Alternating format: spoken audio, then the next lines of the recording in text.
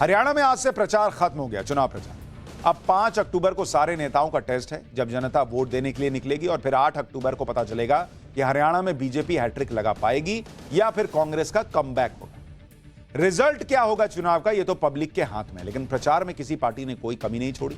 खासतौर पर राहुल गांधी ने तो हरियाणा के लिए खास 3 दिन की एक यात्रा भी निकाली खासतौर पर, और कांग्रेस के लिए माहौल बनाने में जुटे रहे।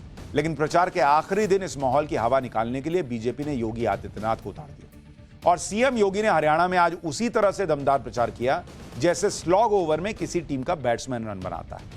इसमें सीएम योगी ने कांग्रेस की वो कमजोर नस पकड़ ली जिसमें राहुल गांधी के उस नैरेटिव की काट है जिसमें वो बीजेपी के खिलाफ संविधान खत्म करने और आरक्षण खत्म करने का भ्रम और झूठ फैलाकर राजनीति करते हैं। दरअसल आज जींद की चुनावी रैली में योगी आदित्यनाथ ने कांग्रेस के राज में हुए मिर्चपुर कांड की याद दिलाई। इससे पहले पीएम मोदी, गृह मंत्री अमित शाह, केंद्रीय मंत्री मनोहर लाल खट्टर और हरियाणा के सीएम नायब सिंह सैनी ने भी अपनी चुनावी रैलियों में मिर्चपुर और गोहाना कांड का बार बार जिक्र किया। बीजेपी ने मिर्चपुर और गोहाना कांड को क्यों हथियार बनाया, क्यों याद दिलाया, उसकी वजह भी आगे बताऊं, लेकिन पहले सुनिए मिर्चपुर कांड के बहाने सीएम योगी ने किस तरह कांग्रेस को निशाने पर लिया। ये वही कांग्रेस है जिसके समय में मिर्चपुर की घटना घटित हुई थी। ये वही कांग्रेस है जिसने बाबा साहब भीमराव अम्बेडकर का अपमान किया था। ये वही कांग्रेस है जिसने दलितों का, महिलाओं का, बेटियों का अपमान किया था, जिसने किसानों को आत्महत्या करने के लिए मजबूर किया था। ये वही कांग्रेस है जिसने भ्रष्टाचार के कारण नौजवानों के जीवन के साथ खिलवाड़ किया था। ये वही कांग्रेस है जो आपकी आस्था के साथ खिलवाड़ करती है। ये वही कांग्रेस है जिसने विकास से आपको वंचित किया था। बहनों और भाइयों, कांग्रेस का हाथ माफियाओं के साथ, और इसीलिए माफिया का उपचार केवल भाजपा है, केवल भाजपा। हरियाणा चुनाव में कांग्रेस दलितों की खूब बात कर रही है, लेकिन कांग्रेस के दलित प्रेम का सच क्या है यह तब सामने आ गया या तब सामने आ जाता है जब मिर्चपुर और गोहाना जैसे कांड की बात होती है। इन दोनों कांड के बारे में आपको बताता हूं। दरअसल भूपेंद्र सिंह हुड्डा के नेतृत्व वाली कांग्रेस सरकार में साल 2005 में गोहाना और साल 2010 में मिर्चपुर कांड हुए। 2005 में सोनीपत के गोहाना में जातीय हिंसा में दलित परिवारों के 50 घर जला दिए गए। इसकी शुरुआत तब हुई जब गांव के एक दलित पर ऊंची जाति के शख्स की हत्या का आरोप लगा। वहीं साल 2010 में हिसार जिले के मिर्चपुर गांव में दलितों के 1 दर्जन से अधिक घर जला दिए गए थे। इस आगजनी में एक बच्ची और 70 साल के बुजुर्ग की झुलसकर मौत हो गई। कोर्ट में चली लंबी सुनवाई के दौरान इस गांव से 125 से अधिक दलित परिवारों को पलायन करना पड़ गया और इस बार भी कांग्रेस की तरफ से भूपेंद्र सिंह हुड्डा को सीएम पद का सबसे मजबूत दावेदार माना जा रहा है।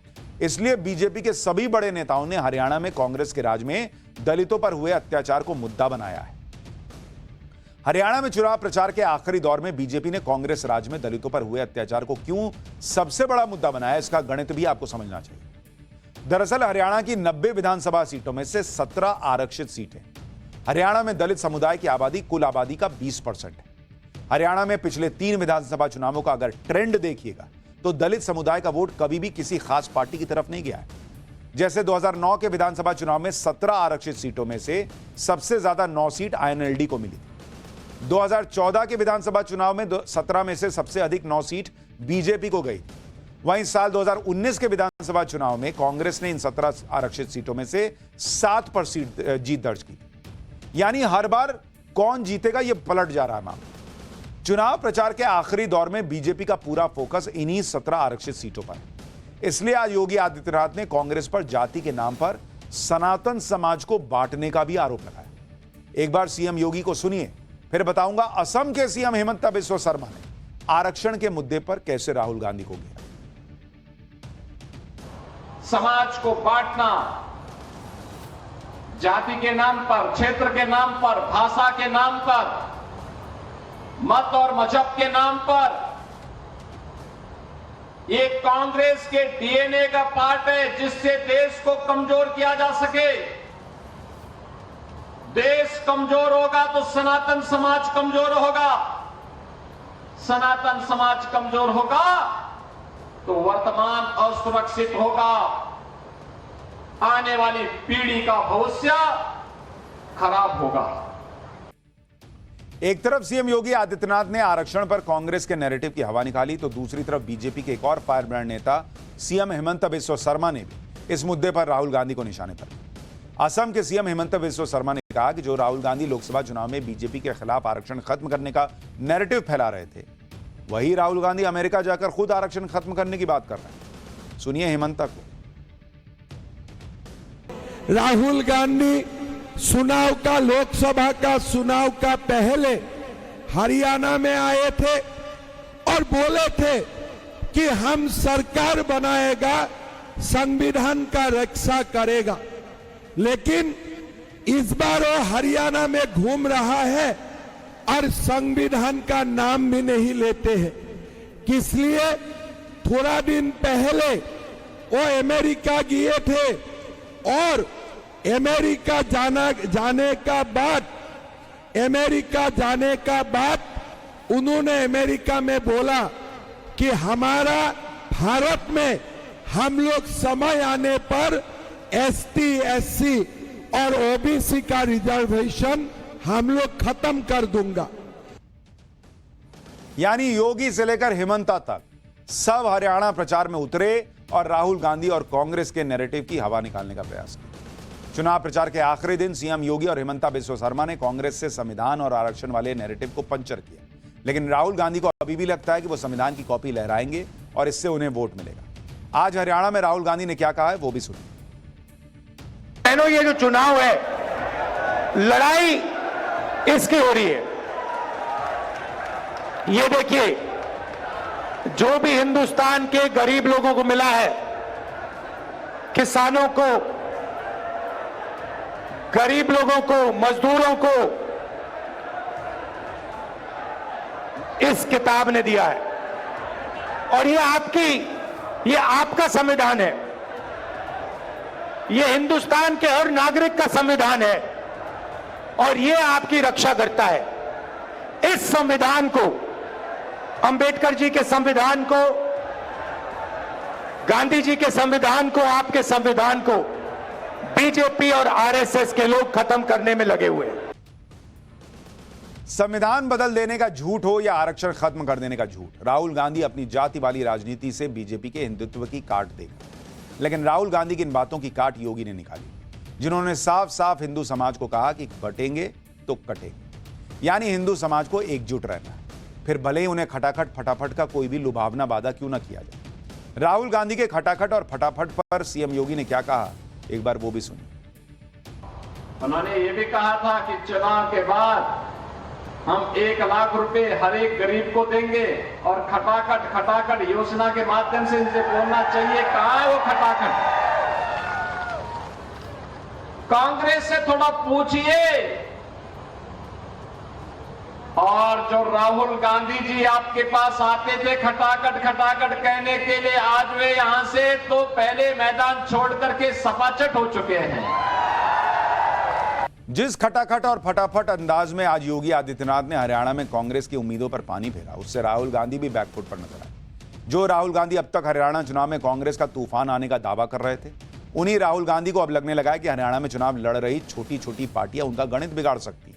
इसलिए आज राहुल गांधी ने इन सभी छोटी पार्टियों को बीजेपी की बी टीम बता दिया, जबकि इसमें वो आम आदमी पार्टी भी शामिल है जो इंडी गठबंधन में कांग्रेस की साथी। पहले सुनिए छोटी पार्टियों पर राहुल गांधी ने क्या कहा है, फिर आपको बताऊंगा चुनाव प्रचार के आखिरी दिन राहुल की सो कॉल्ड छोटी पार्टी आम आदमी पार्टी के दिग्गज कहां प्रचार करने उतरे। हम मोहब्बत फैलाते हैं, वो नफरत फैलाते हैं। हम इसकी रक्षा करते हैं, संविधान की रक्षा करते हैं, अंबेडकर जी की संविधान की रक्षा करते हैं, वो इसे खत्म करते हैं। छोटी छोटी पार्टियां घूम रही हैं, ये बीजेपी की A B C D E F teams हैं। इनको आप समर्थन मत दीजिए, कांग्रेस पार्टी को अपना वोट दीजिए और यहां बीजेपी की सरकार को हटाने का काम कीजिए। आम आदमी पार्टी के दिग्गजों ने भी हरियाणा में चुनाव प्रचार के आखिरी दिन अपनी पूरी ताकत लगाई। दिल्ली की मुख्यमंत्री आतिशी ने हरियाणा के बरवाला में आम आदमी पार्टी के कैंडिडेट्स के समर्थन में रोड शो किया, तो आम आदमी पार्टी के राज्यसभा सांसद संजय सिंह ने हांसी में रोड शो करके आम आदमी पार्टी के उम्मीदवार के लिए वोट मांगे। हालांकि हरियाणा में वोटिंग से पहले आज बीजेपी को उस वक्त एक झटका भी लगा जब अशोक तंवर आज कांग्रेस में शामिल हो गए। महेंद्रगढ़ में राहुल गांधी की मौजूदगी में अशोक तंवर ने कांग्रेस में घर वापसी कर ली। इसी साल लोकसभा चुनाव से ठीक पहले भूपेंद्र सिंह हुड्डा से नाराजगी के बाद अशोक तंवर बीजेपी में चले गए थे। अशोक तंवर को हरियाणा में बड़ा दलित चेहरा माना जाता है। उनका हरियाणा की सिरसा लोकसभा सीट में आने वाली 9 विधानसभा सीटों पर अच्छा प्रभाव माना जाता है। अशोक तंवर ने बीजेपी के टिकट पर सिरसा सीट से लोकसभा चुनाव भी लड़ा था, लेकिन कांग्रेस कैंडिडेट कुमारी शैलजा से वो चुनाव हार गए थे। वैसे अशोक तंवर वो नेता हैं जो 5 साल में कई पार्टियां बदल चुके हैं। वो पहले कांग्रेस में थे, बाद में टीएमसी में चले गए, फिर वो आम आदमी पार्टी में गए, फिर बीजेपी में गए और आज उन्होंने गजब ही कर दिया। 1 घंटे पहले बीजेपी के कैंडिडेट के लिए वोट मांग रहे थे, 1 घंटे बाद राहुल गांधी के मंच पर पहुंच गए और वापस कांग्रेस में चले गए। बीजेपी और कांग्रेस के बीच जारी घमासान में हरियाणा विधानसभा चुनाव की पिच पर पूर्व क्रिकेटर वीरेंद्र सहवाग की भी एंट्री हो। वीरेंद्र सहवाग ने हरियाणा चुनाव में कांग्रेस कैंडिडेट के समर्थन में आज जमकर बैटिंग की।